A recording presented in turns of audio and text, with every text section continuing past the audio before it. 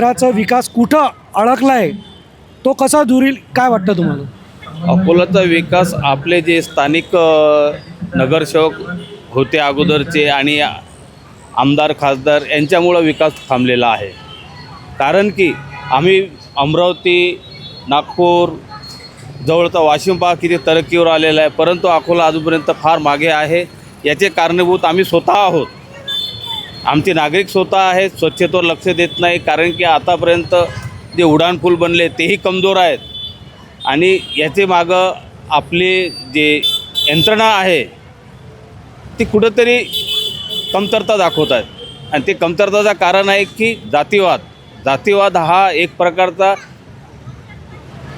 वेगळी दिशा दाखवतो लोकांना आणि प्रत्येक ठिकाणी आपापला स्वार्थ पाहतात.